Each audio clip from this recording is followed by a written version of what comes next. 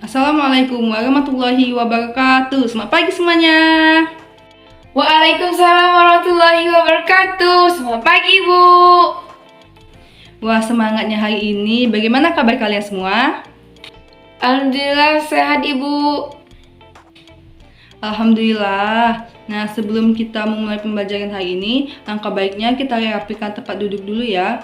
Nah, apabila terdapat sampah di sekitar kalian, dibuang dulu ke tempat sampah agar proses pembelajaran kita hari ini berjalan dengan lancar dan nyaman tentunya. Nah, sebelum kita memulai pembelajaran hari ini, langkah baiknya kita berdoa dulu ya. Berdoa di dalam hati saja ya anak-anak. Berdoa dimulai. Berdoa selesai. Nah, kita absen dulu ya anak-anak. Apakah ada yang tidak masuk hari ini? Hadir semua, Ibu. Wah, alhamdulillah semuanya masuk ya. Semoga kita semua dalam lindungan Allah Subhanahu wa taala. Rajin semua ya pada masuk hari ini. Ibu mau nanya nih, masih ada yang ingat gak sih pembelajaran kita minggu lalu membahas tentang apa? Saya, Ibu, sistem pencernaan pada manusia. Ya, betul. Minggu lalu kita membahas materi tentang sistem pencernaan pada manusia. Nah, Ibu mau nanya lagi nih. Masih ada yang ingat apa aja organ-organ sistem pencernaan pada manusia? Saya, Ibu, mulut, kerongkongan, lambung, usus halus, usus besar, dan anus. Ya, betul, Naswa. Organ-organ pada sistem pencernaan manusia itu ada mulut, kerongkongan, lambung, usus halus, usus besar, dan anus. Pada pertemuan kali ini, kita akan membahas materi mengenai zat aditif dan zat adiktif, di mana fokus kita hari ini membahas mengenai zat aditif ya. Nah, untuk zat adiktifnya kita akan membahas minggu depan anak-anak. Nah, sebelum kita lanjut ke pembelajaran, kita harus tahu dulu apa tujuan dari materi kita hari ini. Nah, adapun tujuan pembelajaran kita pada pertemuan kali ini yaitu yang pertama, siswa dapat menjelaskan pengertian zat aditif, yang kedua, siswa dapat menjelaskan jenis zat aditif yaitu alami dan buatan dalam makanan dan minuman. Adapun penilaian yang akan Ibu lihat pada proses pembelajaran kali ini yaitu mencakup 3 aspek. Yang pertama, aspek afektif, yaitu berupa sikap kalian ketika pembelajaran seperti sifat bertanggung jawab, jujur, dan berani. Nah, yang kedua yaitu kognitif, mengenai pengetahuan. Pengetahuan dapat berupa ujian, tugas harian kalian, dan lain-lain.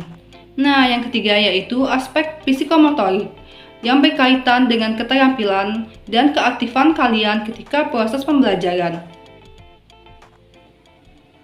Nah, Ibu sudah menyiapkan PPT yang berisikan media pembelajaran, yaitu media realia tentang contoh zat aditif dalam makanan dan minuman. Jadi, kalian akan bisa mengamati media pembelajaran ini.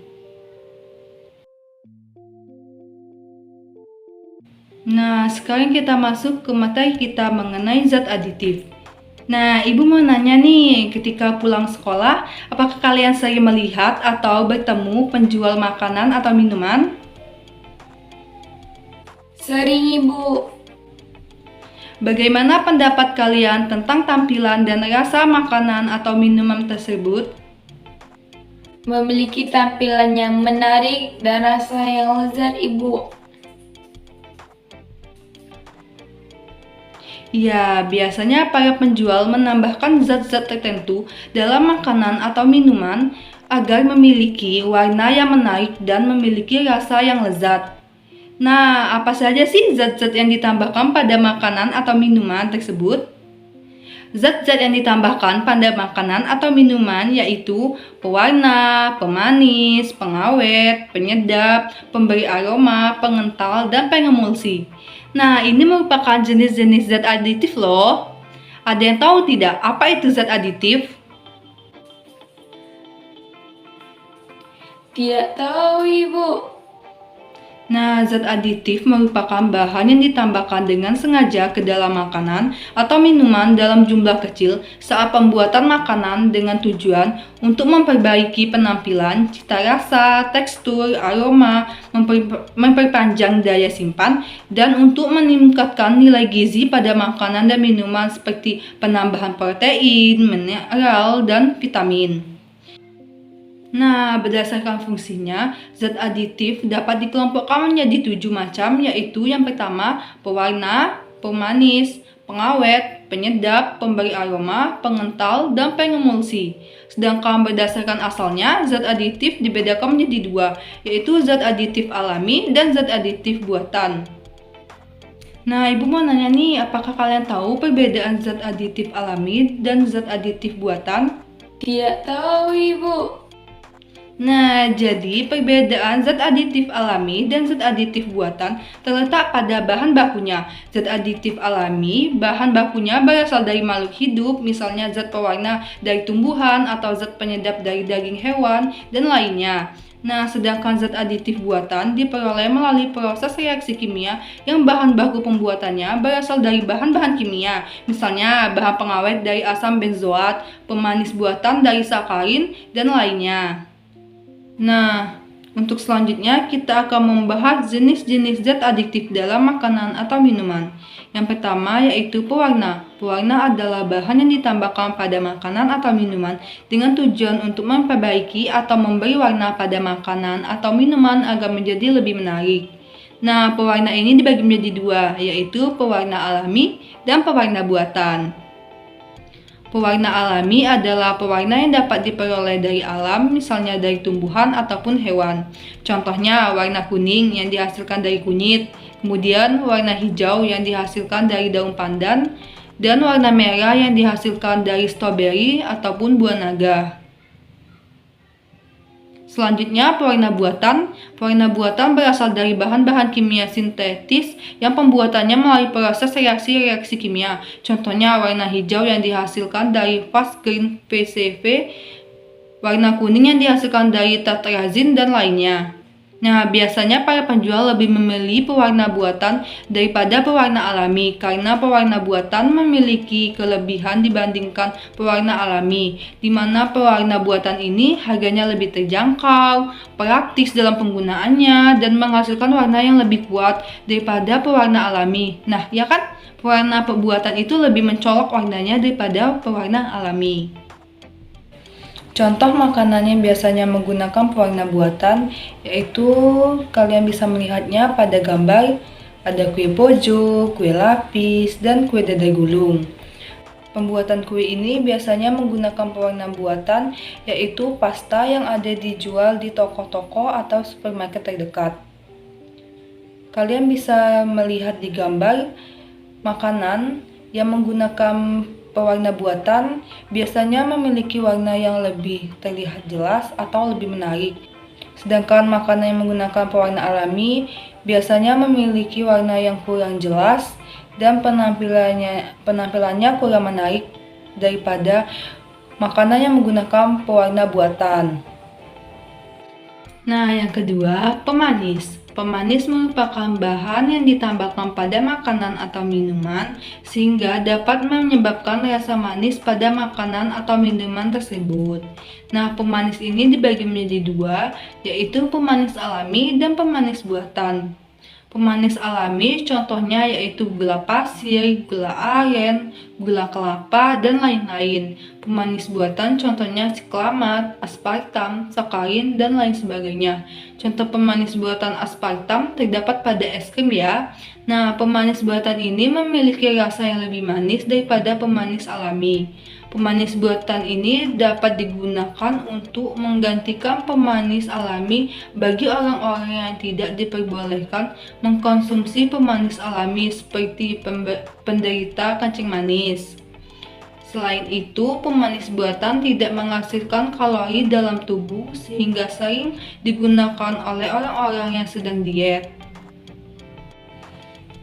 Nah, contoh minuman yang mengandung pemanis buatan yaitu kan sering melihat kan di kantin ada yang ngejual minuman saset-sasetan gitu yang nanti dibuat menggunakan air dan dikasih es batu.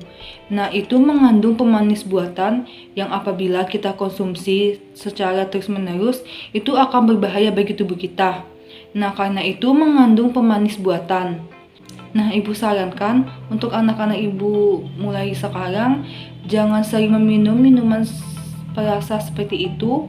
Nah, ibu sarankan kalian membawa air putih saja dari rumah karena itu lebih sehat dan higienis tentunya. Yang ketiga, pengawet. Pengawet adalah zat aditif yang ditambahkan pada makanan atau minuman yang berfungsi untuk menghambat kerusakan makanan atau minuman yang disebabkan oleh mikroorganisme yang tumbuh. Nah, contoh pengawet yaitu natrium nitrat adalah pengawet pada daging olahan dan keju. Contohnya yaitu pada sosis. Nah, kalian sering nggak sih mengkonsumsi sosis? Contoh lain pengawet yaitu asam askorbat, mengawetkan daging olahan, kaldu, dan buah dalam kaleng.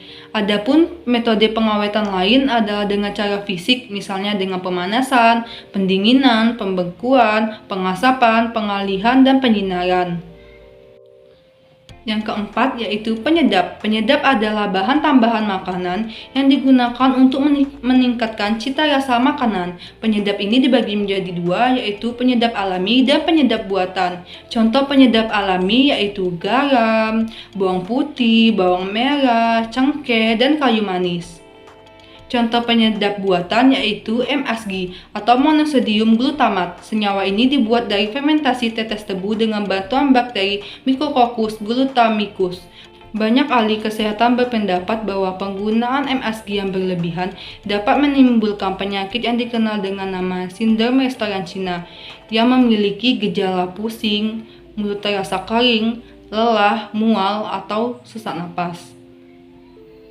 Yang kelima, pemberi aroma. Pemberi aroma adalah zat yang memberikan aroma tertentu pada makanan atau minuman.